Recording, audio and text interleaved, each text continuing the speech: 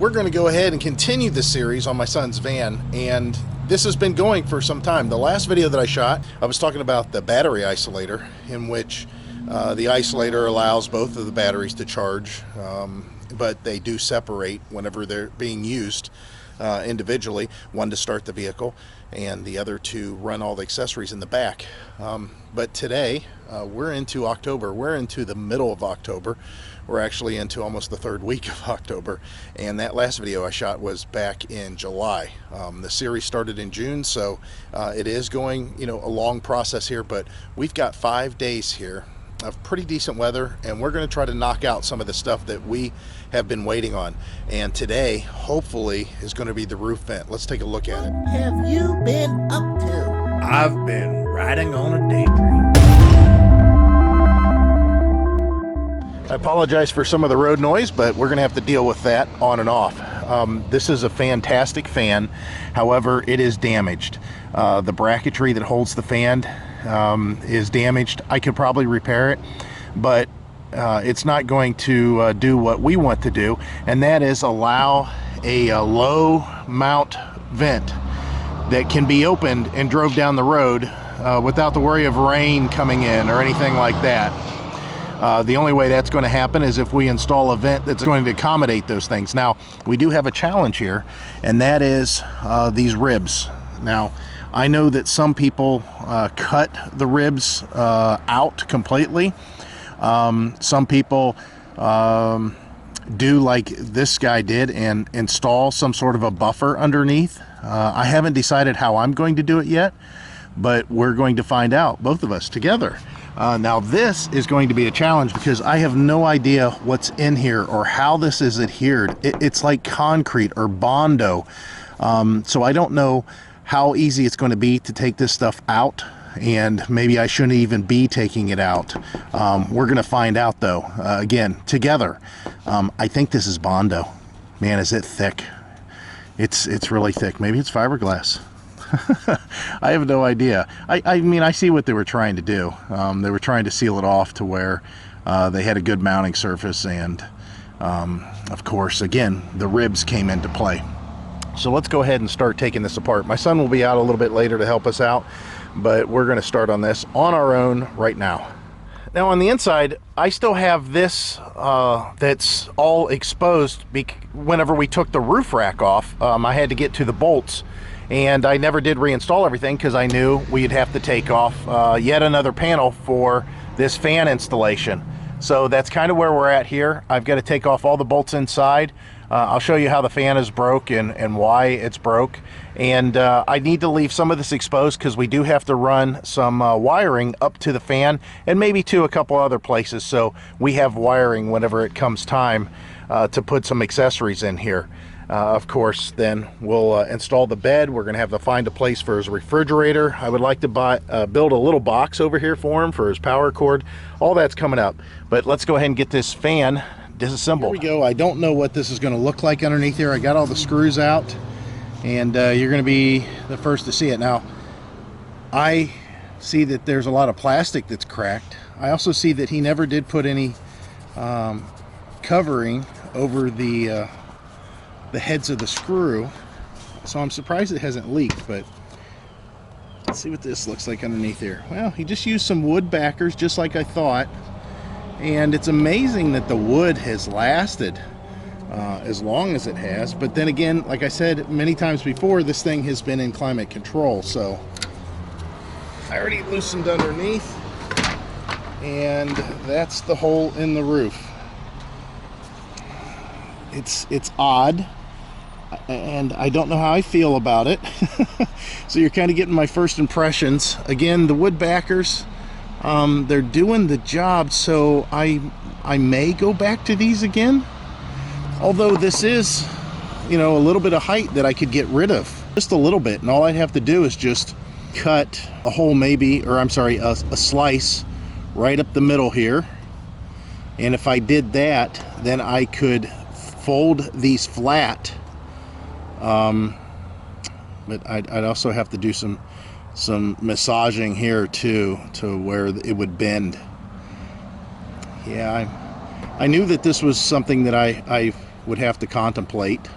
So let me do just that. But the hole looks pretty normal. And back here, there is kind of a weird setup there too. Let's see. Yeah, there was a wood backer back there also still on the vent. So let me pull those out just to see if I want to do them again.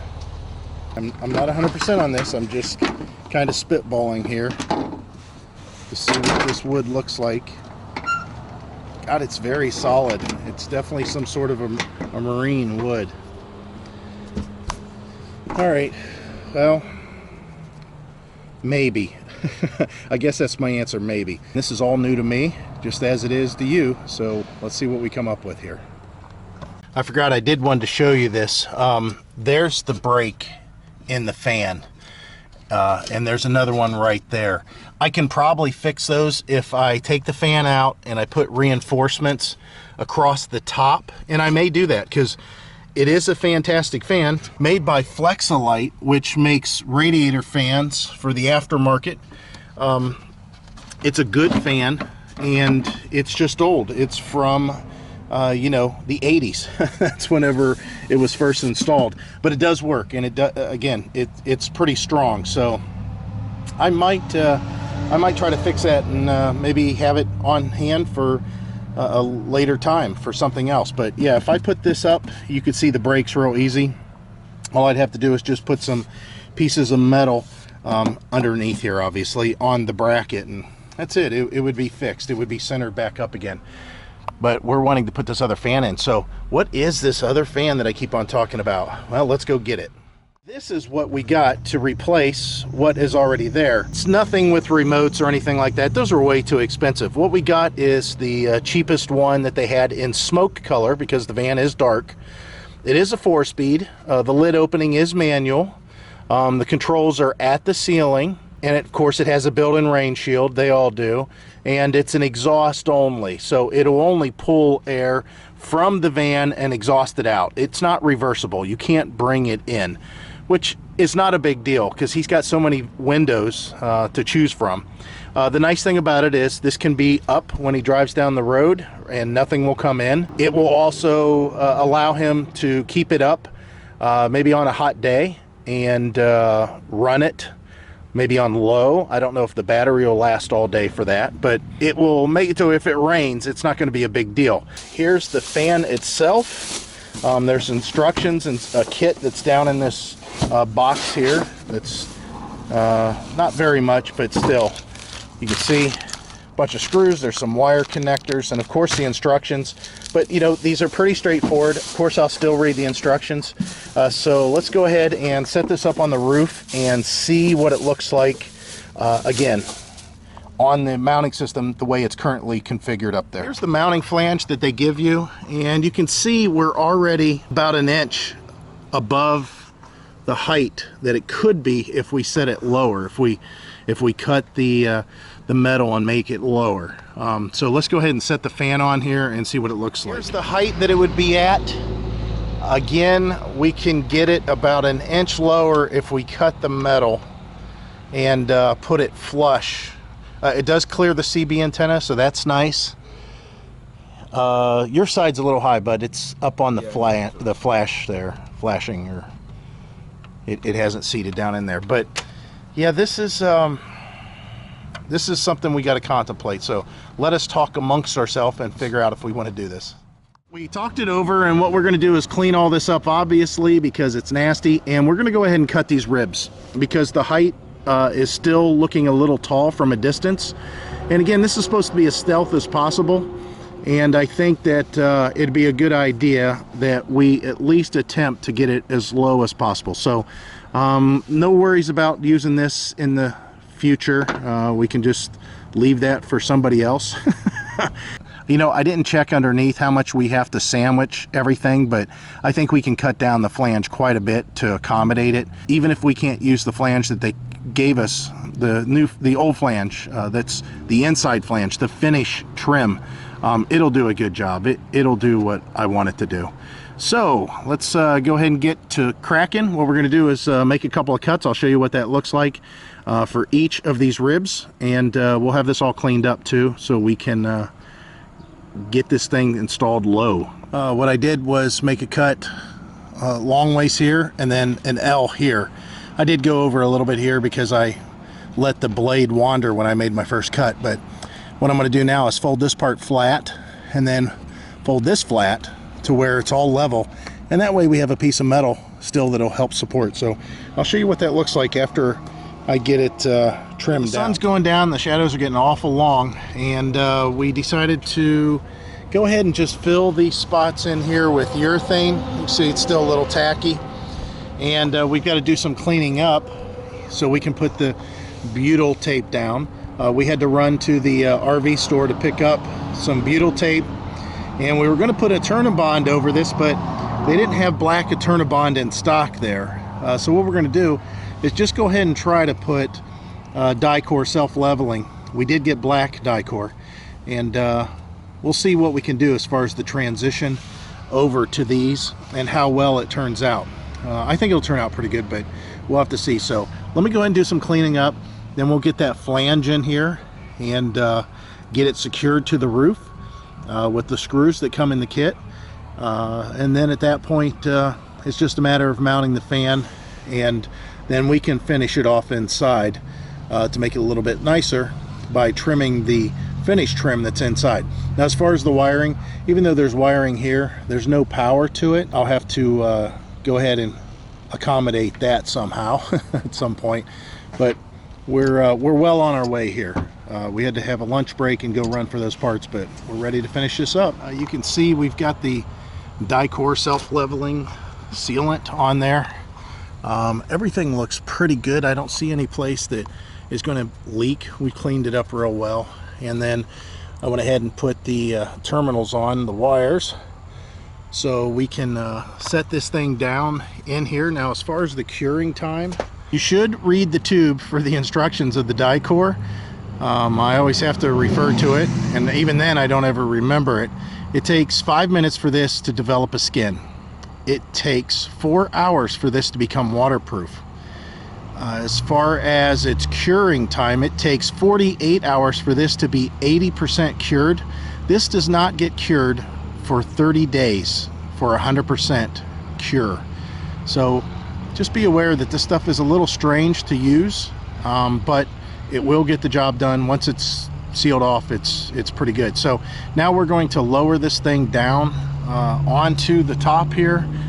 We've got to put these screws in, and I've got to connect the wires, and then we're probably going to leave it like that for the time being till we get a chance to trim and make the inside the way that we want it. We'll just have to see how things go, because it is getting dark. Here it is secured on the roof with the 4 screws, and you can see what we like is about the intake, you know, for the vent being right here, and there's a little screen in there so no bugs can come in for the most part. So yeah, this is it. I'll let you do the honors. You can peel all that crap off. So we're going to be done up top here, and then we're going to go inside and fix the wiring. Yeah, it looks like this crap is a little bit more secured than I thought. I wonder what it is. There we go. Ooh, it looks nice. Shinier than the van is. So that's it. So there it is, all stealth-like and nice and low. That is cool. That is so cool. Oh, that's pretty good. Yeah, it does look good. Yeah, let's look at it from a distance here.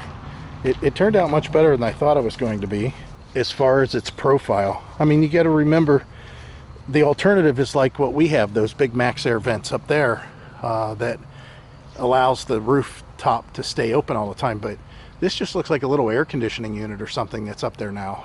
So although there's some white on it, we can take care of that with a little bit of black spray paint. That'll be something maybe in the future.